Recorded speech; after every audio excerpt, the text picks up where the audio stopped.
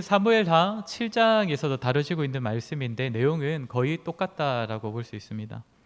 역대상 첫 설교에서도 말씀드렸던 것처럼 역대상은 포로 생활을 하다가 다시 고국으로 돌아온 자들을 대상으로 작성되었기 때문에 그들이 여전히 하나님의 언약 백성임을 이렇게 알려주는 그런 내용으로 이게 성경이 작성되었었는데, 그렇게 하나님께서 다윗에게 주셨던 이 언약의 내용이 역대상의 역대기서에서 아주 핵심적이고 또 중심적인 내용을 차지한다라고 말할 수 있을 것입니다. 다윗 언약은 한마디로만 정의를 한다면 다윗의 왕위가 견고하여서 그의 왕조가 계속적으로 이어진다라는 내용입니다. 그래야 이 왕의 계보가 예수 그리스도에게까지도 이어진다라는 것인데, 오늘은 이 다윗 언약을 주실 때에 주신 이 배경과 함께 또 이렇게 하셨던 말씀들을 살피면서 하나님께서 언약 백성에게 주시는 언약이 어떤 것인지, 어떤 의미인지를 좀 함께 살피도록 하겠습니다. 오늘 설교한 내용은 크게 세 가지입니다. 먼저는 하나님께서 다윗에게 언약을 말씀을 주시는 배경에 대하여서 간단하게 먼저 살피고, 두 번째로는 다윗에게 언약의 말씀을 주시기 전에 하시는 말씀, 사실 이 말씀도 이렇게 다 언약에 포함된다 할 수 있는데 하나님께서 이 언약의 말씀을 본격적으로 주시기 전에 하시는 말씀을 통해 하나님과 백성의 이 언약 관계는 오직 하나님의 주권 안에 달려있다라는 사실을 우리가 살피도록 하겠습니다. 마지막 세 번째로는 다윗 언약에서 나타나는 하나님의 언약의 보편성과 개별성, 그러니까 모두에게 다 해당될 만하다라고 할 수 있는 이제 보편성과 또 어떻게 보면 조금은 각별하다라고 볼 수 있는 이런 개별성, 이것들을 우리 함께 살피고 마지막으로는 적용의 말씀을 나누도록 하겠습니다. 먼저는 오늘 다윗 언약을 주시는 이 과정, 배경을 좀 먼저 살피도록 하겠습니다. 넓게 보면 지난주의 내용과 이어집니다. 지난주 설교 때 우리 다뤘던 본문의 내용이 기억나십니까? 다윗이 하나님의 언약궤를 자신의 가까이로 옮겨오려고 했던 그 내용을 다루고 있는 본문을 우리가 살폈습니다. 그때 다윗은 왜 언약궤를 옮겨오려고 했습니까? 자신이 이스라엘의 왕이지만 이스라엘의 참된 왕이신 하나님의 통치가 이 땅에 이루어질 수 있도록 참된 왕이신 하나님의 통치를 먼저 받고자 하나님께 묻고 하나님께 듣기 위하여서 언약궤를 가까이로 가지고 오려고 했습니다. 그리고 마침내 역대상 15장에 보면 이 언약궤는 다윗의 성으로, 다윗 성으로 옮겨집니다. 그런데 언약궤를 옮겨놓고 보니 언약궤를 옮겨온 것까지는 좋았는데 다윗이 그래도 뭔가가 좀 아쉬운 겁니다.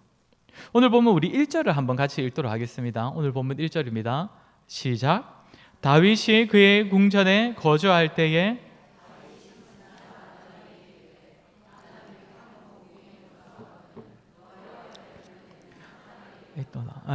지난 본문에서 보았던 것처럼 두로왕 히람이 이제 궁전을 지을 수 있는 나무, 좋은 나무도 보내고 또 일꾼들도 많이 보내줘가지고 이제 다윗은 아주 백향목궁, 아주 좋은 그런 궁전에 거하고 있는데 언약궤를 바라보니까 언약궤는 여전히 휘장 아래에 있는 겁니다. 텐트에 있다는 겁니다.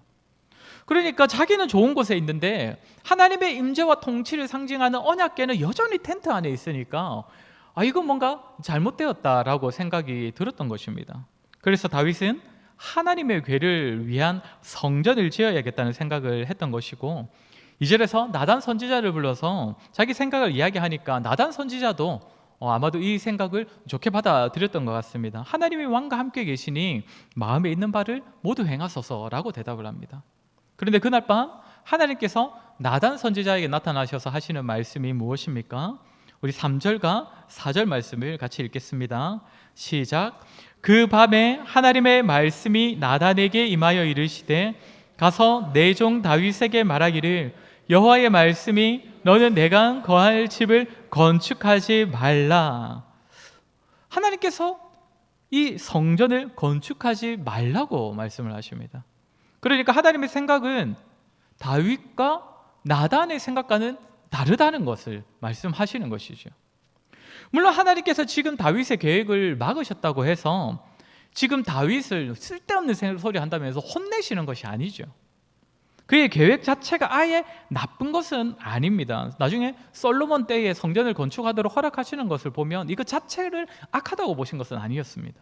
그러나 지금 다윗이 하나님을 사랑하는 마음으로 언약궤를 가까이 가져왔고 또 화려한 성전을 건축해서 자기가 아주 좋은 백향목 궁전에 거주해 보니까 아주 기분도 좋고 뭔가 좀 높임 받는 느낌을 받지 않았겠습니까? 그래서 하나님의 언약궤도 좋은 궁전 같은 성전을 만들어서 거기에 거하게 하면 뭔가 더 좋을 것 같으니까 그렇게 하고 싶은 것인데, 그런데 하나님께서 그렇게 하지 못하게 하신다는 것이죠.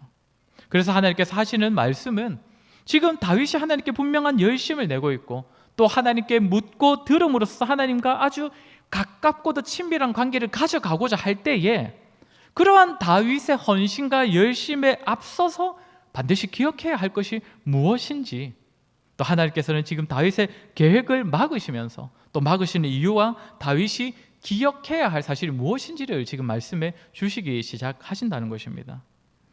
여기서 우리는 언약 관계, 하나님과 자기 백성의 언약 관계에 나타나는 하나님의 주권을 보게 됩니다. 이것이 오늘 설교 두 번째 주제인데, 먼저 5절과 6절을 보면 하나님께서 성전을 건축하지 말라고 말씀하시는 이유들이 나타납니다.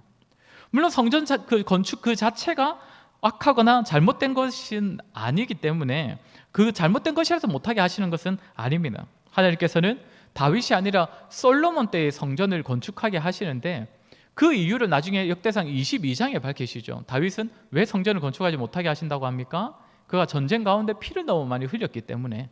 오늘 본문에서는 그 말씀을 하시는 건 아닙니다. 그러니까 하나님께서 오늘 본문에서 성전을 건축하지 말라고 말씀하시는 이유는 너는 안 되고 솔로몬은 괜찮아, 이 거절 이유가 아니라는 것이지요.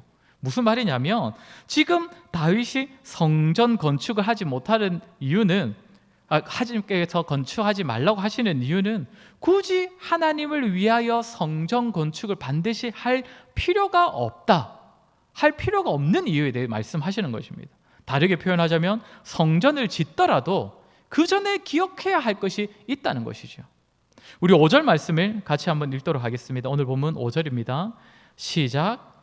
내가 이스라엘을 애굽에서 올라오게 한 달부터 오늘까지 집에 있지 아니하고 오직 이 장막과 저 장막에 있으며 이 성막과 저 성막에 있었나니. 뭐라고 하십니까? 하나님께서는 집에 있지 아니한다. 그리고 이 장막과 저 장막, 이 성막과 저 성막에 있었다라고 말씀하십니다. 무슨 말입니까? 하나님께서는 어느 특정한 장소에 매여 계시는 분이 아니라는 것입니다. 이스라엘의 성막이 어디로 가든지 그들과 그 장소에 함께 계셨던 것처럼 성전을 지어서 언약궤를 모셔두지 않더라도 하나님께서는 이미 다윗과 또한 이스라엘 백성과 함께 하고 계시다는 것입니다. 그러니까 성전을 통해서 그들과 반드시 공간적으로 함께하는 것이 아니라는 것이죠. 그리고 6절에서도 한 가지 말씀하십니다. 6절 같이 읽도록 하겠습니다. 시작. 이스라엘 무리와 더불어 가는 모든 곳에서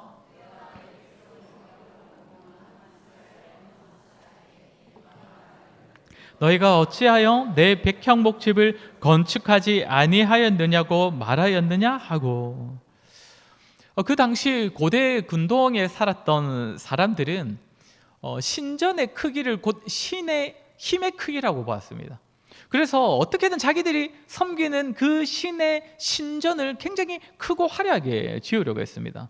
그리고 그 신전을 도시 한복판에 짓기를 좋아했습니다. 왜냐하면 다른 나라 사람들이 우리 도시에 구경하러 왔다가 저 신전을 보면서 우리 신에게 좀 반하기를, 압도되기를 바랬던 것입니다.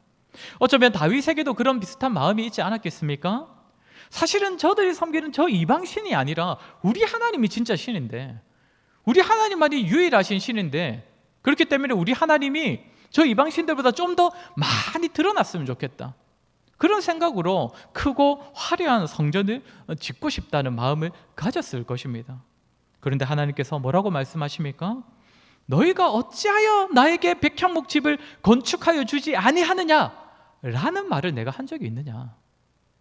그러니까 하나님께서 내가 나를 위해 크고 화려한 성전을 지어달라고 말한 적이 있느냐, 그런 건물을 지어서 나도 저 사람들처럼, 저 이방인들처럼 나를 좀 높여달라고, 성전을 지어서 나를 높여달라고 내가 말한 적이 있느냐라고 말씀을 하시는 것입니다.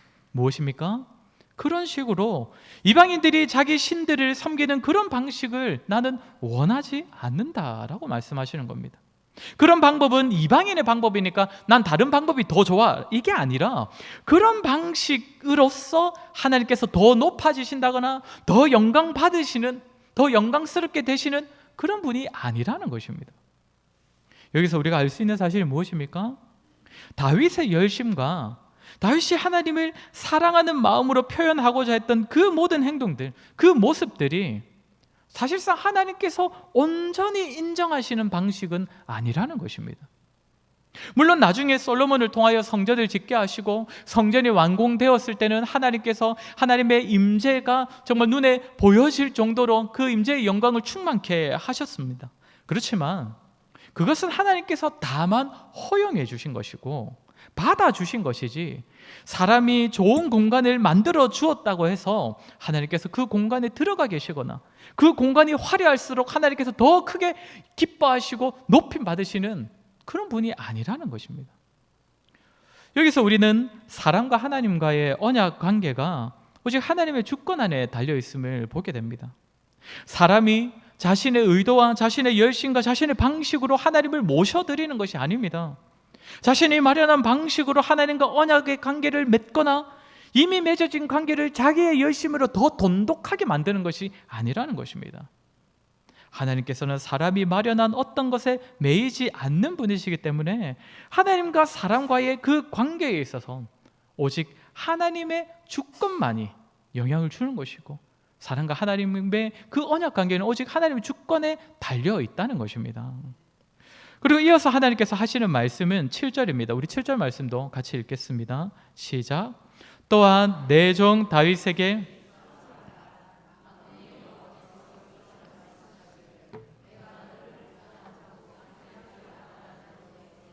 이스라엘의 주권자로 삼고. 한겨레 성경으로는 이제 7절과 8절이 이제 이어지는 내용처럼 보이지만 히브리어 성경으로 보면 이렇게 끊어지는 문장입니다. 7절은 과거에 대한 이야기를 하고 있는 겁니다. 어떤 말씀하십니까? 내가 너를 목장, 곧 양떼를 따라다니던 데에서 데려다가 이스라엘의 주권자로 삼았다 라며 과거의 일을 말씀하시는 겁니다. 그러니까 목장의 양들을 따라다녔던 목동이었던 다윗을 하나님께서 온 이스라엘의 주권자로 삼아주셨다는 것입니다. 왜 이 말씀을 지금 이 타이밍에 왜 이 말씀하시겠습니까? 다윗이 지금 하나님을 향한 사랑과 열심과 헌신을 보이고 있는 그 순간에 하나님께서는 내가 너를 먼저 택하였고 내가 너를 먼저 사랑하였고 내가 너를 존귀하게 하였다라고 말씀해 주십니다. 너가 나를 알기도 전부터, 너가 나를 사랑하고 너가 나에 대한 열심을 품고 너가 나를 위해서 뭔가를 헌신적인 움직임을 가져가기 그 전부터 내가 먼저 너를 사랑하였고 존귀하게 여겨서 지금까지 인도하였고 지금의 너가 되게 하였다라고 말씀해 주시는 것입니다. 그러니까 사실 다윗이 지금 이렇게 하나님을 향한 사랑과 열심을 낼 수 있었던 이유는 사실은 하나님께서 그를 먼저 사랑하여 주셨기 때문에, 하나님께서 먼저 그를 존귀하게 여겨 주셨기 때문이라는 것입니다. 다윗이 지금 하나님을 위해 헌신하고 하나님을 향하여서 선한 마음을 품는 것은 하나님께서 그에게 먼저 은혜를 베풀어 주셨다는 것에 대한 증거라는 것이죠. 우리 고린도후서 9장 8절 말씀을 같이 읽겠습니다. 고린도후서 9장 8절입니다. 시작. 하나님이 능히 모든 은혜를 항상 모든 것이 넉넉하여 모든 착한 일을 넘치게 하게 하려 하심이라. 아멘. 사도 바울이 뭐라고 합니까? 하나님께서 은혜 베푸시는 것은 착한 일, 하나님 보시기에 선한 일을 넘치게 감당하게 하시기 위함이라고 합니다. 사람이 하나님 앞에서 선한 마음을 품는 것이 이미 주신 하나님의 은혜로부터 시작된다는 것입니다. 오늘 7절에서 보게 되는 하나님의 말씀과 동일합니다. 이 말씀을 통해서도 우리는 하나님과 사람의 언약 관계는 오직 하나님의 주권 안에 있음을 보게 됩니다. 언약 관계의 시작은 오직 하나님이십니다. 지금 사람이 하나님을 향하여 제 아무리 열심을 내고 제 아무리 하나님을 사랑하고 하나님께 헌신하더라도 그것은 다만 하나님으로부터 은혜 받았다는 것에 대한 증거일 뿐이라는 것입니다. 하나님과 하나님의 백성의 이 관계는 하나님과 백성 사이에 맺어진 언약은 오직 하나님의 주권 안에 있는 것입니다. 마지막 세 번째로 오늘 하나님께서 다윗에게 말씀해 주시는 언약에는 보편적인 언약과 또 하나님께서 다윗에게 주시는 처음 말씀해 주시는 특별한 언약이 있습니다. 먼저 8절 말씀을 우리 같이 읽도록 하겠습니다. 8절입니다. 시작. 네가 어디로 가든지 내가 너와 함께 있어 내 모든 대적을 네 앞에서 멸하였은즉 세상에서 존귀한 자들의 이름 같은 이름을 네게 만들어 주리라. 성전을 짓고자 하는 이 다윗의 열심을 일단 막으신 하나님께서는 오히려 하나님께서 지금 다윗에게 언약의 말씀을 이렇게 베풀어 주시는데 먼저 말씀하시는 것은 무엇입니까? 네가 어디로 가든지 내가 함께 있을 것이고 너의 대적을 내가 멸하여 줄 것이고 또 내 이름을 존귀한 자들의 이름과 같이 높여줄 것이다 라고 말씀하십니다. 다윗은 이 전쟁을 통하여서 이스라엘 나라를 견고하게 한 왕이지 않습니까? 그래서 이 언약의 말씀이 특별히 다윗에게 해당되는 말씀인 것 같지만 사실 이 언약은 아주 오래전에 주어진 언약입니다. 누구에게 하신 말씀일까요? 아브라함에게 하신 말씀입니다. 우리 창세기 12장 2절 3절 말씀 같이 읽도록 하겠습니다. 창세기 12장 2절 3절입니다. 혹시 제가 빠뜨렸습니까? 이거 제가 한 군데씩 빠뜨렸는데 제가 읽어드릴게요. 우리 잘 아는 말씀입니다. 내가 너로 큰 민족을 이루고 네게 복을 주어 내 이름을 장대하게 하리니 너는 복이 될지라. 너를 축복하는 자에게는 내가 복을 내리고 너를 저주하는 자에게는 내가 저주하리니 땅의 모든 족속이 너로 말미암아 복을 얻을 것이라 하신지라. 아멘. 여기 보면 무엇이 나와 있습니까? 내가 네 이름을 장대하게 할 것이다. 네 이름을 존귀하게 할 것이다. 그리고 너를 축복하는 자에게는 내가 복을 줄 것이고 너를 저주하는 자는 내가 저주할 것이다. 대적을 멸하시겠다라는 내용 아닙니까? 그러니까 오늘 지금 다윗에게 주시는 대적을 멸하고 내가 너와 함께하고 내가 너의 이름을 존귀하게 만들어 주겠다 하신 이 언약은 사실 다윗에게만 주신 언약이 아닙니다. 아브라함으로부터 계속적으로 이어져 오던 보편적인 언약입니다. 그리고 오늘 보면 9절 말씀도 읽겠습니다. 9절 시작. 내가 또 내 백성 이스라엘 시작. 내가 또 내 백성 이스라엘을 위하여 그들이 그곳에 거주하면서 다시는 옮겨가지 아니하게 하며 악한 사람들에게 전과 같이 그들을 해치지 못하게 하여. 또 하나님께서 주시는 언약은 무엇입니까? 앞부분을 보시면 내 백성 이스라엘을 위하여 한 곳을 정하여 그들을 심겠다라고 말씀하십니다. 이 말씀도 누구에게 먼저 주신 언약이었을 것 같습니까? 하나님께서 모세를 통하여 이스라엘에게 주셨던 언약입니다. 모세 때에는, 물론 모세의 생전에는 이스라엘 백성들이 가나안 땅에 정착했던 것은 아니지만 하나님께서 이 언약을 주시지 않습니까? 약속의 땅을 내가 너희에게 줄 것이다. 너희를 그 땅에 거주하게 할 것이다. 그러니까 지금 이 다윗에게 주시는 9절의 말씀도, 이 언약도 사실 하나님께서 이미 모세를 통해 이스라엘 백성들에게 주신 보편적인 언약이라는 것이죠. 이처럼 하나님께서는 오늘 다윗에게 언약의 말씀을 주실 때에 먼저는 이미 그의 조상들에게 주셨던 보편적인 언약, 하나님께서 자기 백성들과 함께 하시고 대적들을 이기게 하시고 약속의 땅에 심으시겠다는 내용의 언약을 먼저 말씀해 주십니다. 그리고 이어서 하나님께서 다윗에게 주시는 언약의 말씀이 나오는데 10절부터 14절까지 계속 이어지는데 10절을 마지막에 보면 내가 너를 위하여 한 왕조를 세울지라 라고 말씀하십니다. 자신의 앞에 왕이었던 사울 왕은 사울을 끝으로 대가 끊어져 버리는데 이제 다윗으로부터는 이제 왕조가 세워질 거다라고 말씀하시는 것입니다. 그래서 다윗의 왕위가 이어지겠다라고 말씀하십니다.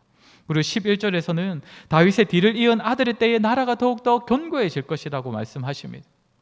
12절에서는 그 아들을 통하여 성전이 건축되고 왕위가 더욱 견고해질 거다라고 말씀하십니다. 그리고 13절에서 나는 그의 아버지가 되고 그는 나의 아들이 될 거다라고 말씀하십니다.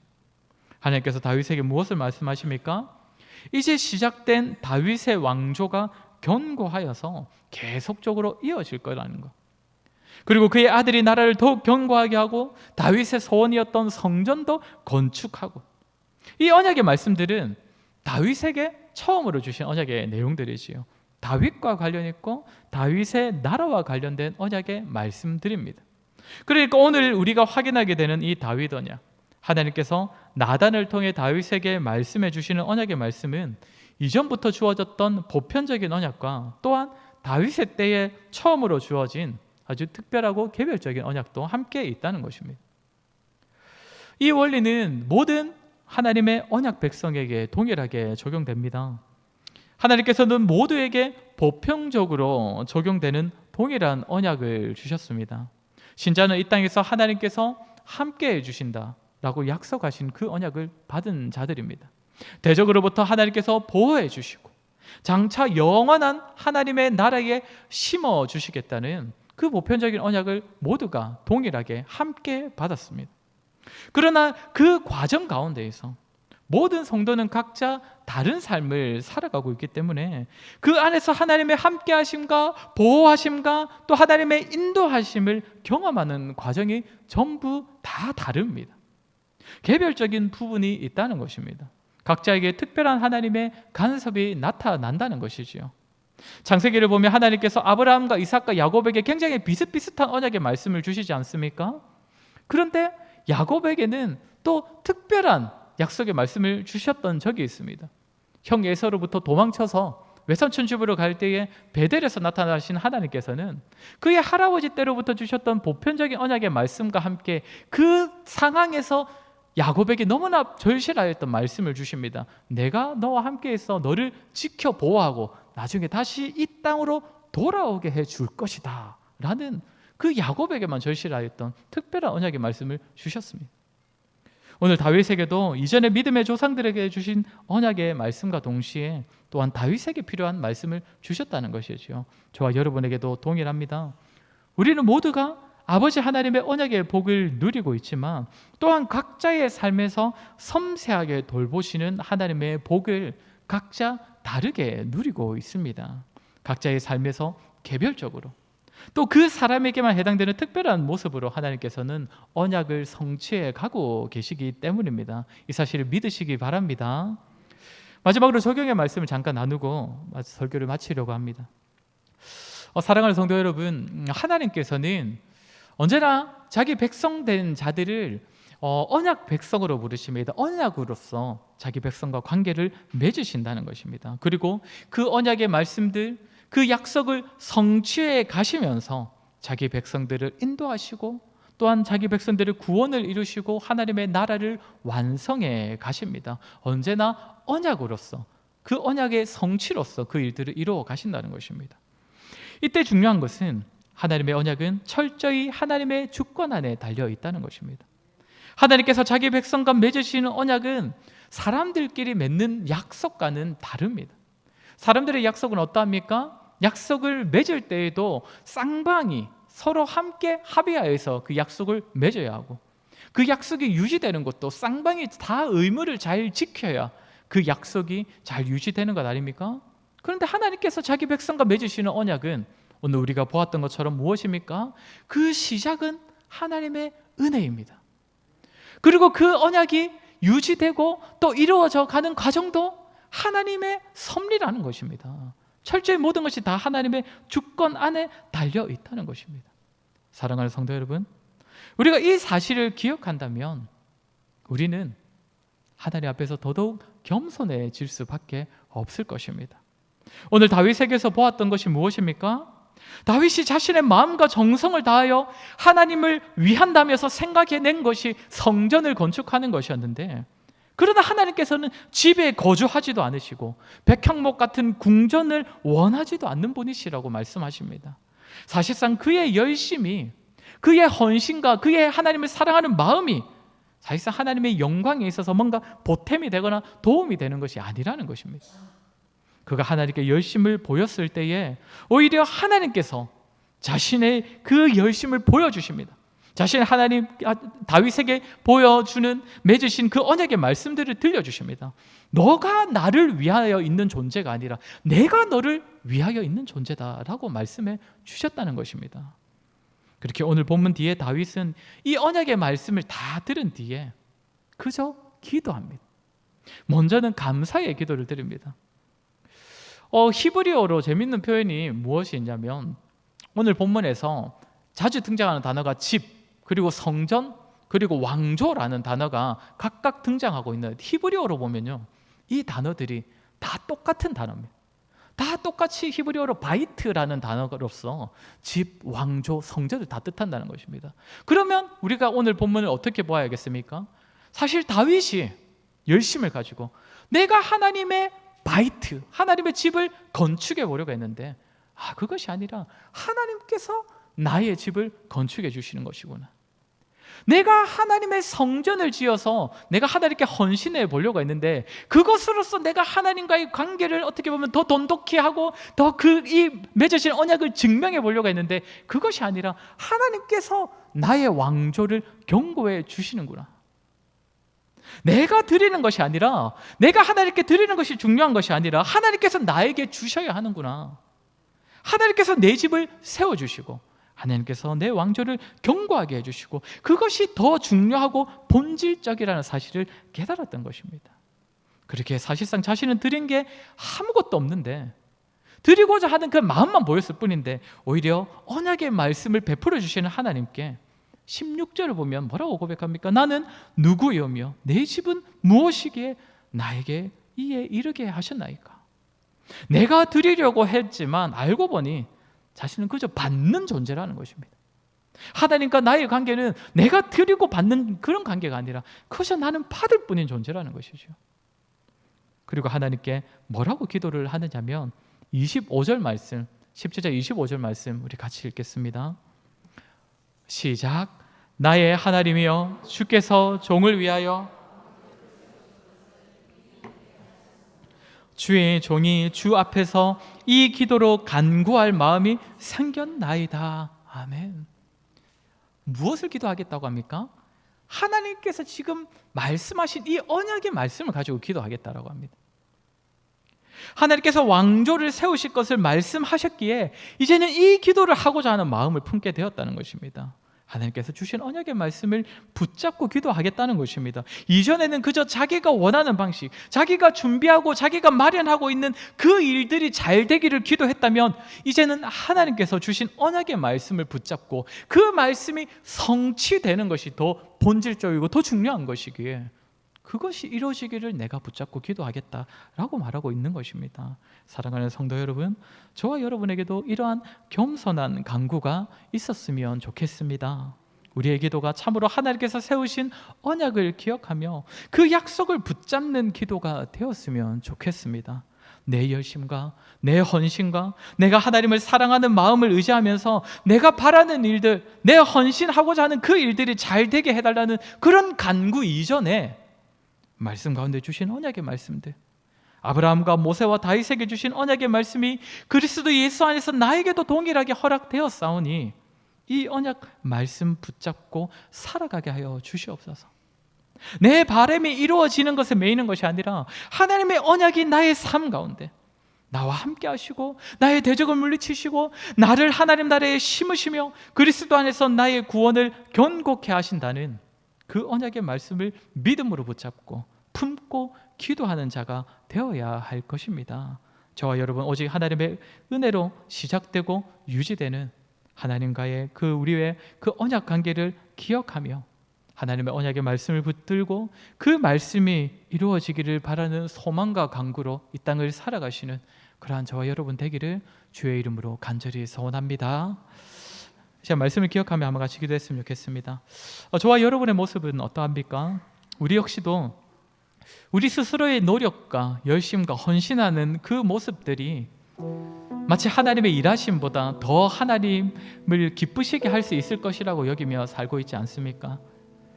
그래야 하나님의 약속의 말씀을 붙잡기보다 우리의 헌신하는 모습, 우리의 열심을 내는 그 모습들을 더 의지하면서 그것이 나와 하나님과의 관계에 있어서 더 중요한 것처럼 여기며 살고 있지는 않습니까?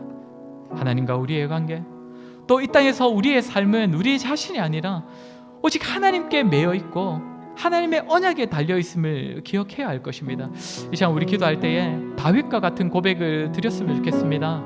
하나님, 우리가 하나님께 열심을 내어봤자, 제 아무리 헌신해봤자 오늘 다윗처럼 하나님을 온전히 모실 수 없는 부족한 저희들임에도 불구하고 그런 저희들에게 언약의 말씀을 베풀어 주시니 감사합니다. 관계로 볼 때에 우리가 하나님께 더 드려야 하고 모든 것을 우리가 하나님께 바쳐야 할 것만 같은데 오히려 저희와 함께 하시고 저희를 대적으로부터 지켜주시고 우리를 하나님 나라에 심으신다는 그 언약의 말씀을 저희에게 베풀어 주시니 감사합니다. 이제는 그 언약의 말씀 붙들고 살아가게 하여 주시옵소서. 내 열심과 내 계획을 의지하지 아니하고 하나님께서 약속하신 이 말씀을 붙들고 이 약속의 말씀을 의지하며 살아가게 하여 주시옵소서. 우리 시간 들은 말씀을 기억하며 같이 기도하도록 하겠습니다. 기도하겠습니다.